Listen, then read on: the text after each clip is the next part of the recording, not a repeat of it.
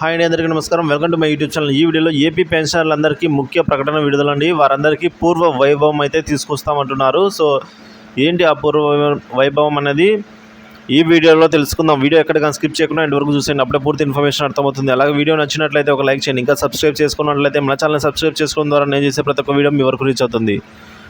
పెన్షన్దారులకు పూర్వ వైభవం రావాలి. హైదరాబాద్లోని ఏపీ పెన్షన్దారుల సంఘం ప్రధాన కార్యదర్శి బుచ్చిరాజు పిలుపునైతే ఇచ్చారు. ఇక 5 ఏళ్లలో పడిన ఇబ్బందులు, ఎదుర్కొంటున్న సమస్యలను దృష్టిలో పెట్టుకుని ప్రభుత్వ ఉద్యోగులు, ఉపాధ్యాయులు, పెన్షన్దారులు విచక్షణతో వ్యవహరించి ఎన్నికల్లో కుటుంబ సభ్యులతో సహా విధిగా ఓటు హక్కును వినియోగించుకోవాలని హైదరాబాద్లో స్థిరపడిన ప్రభుత్వ పెన్షన్దారుల సంఘం ప్రధాన కార్యదర్శి టీఎస్పీ బుచ్చిరాజు బుధవారం ఓ ప్రకటనలో పిలుపునిచ్చారండి.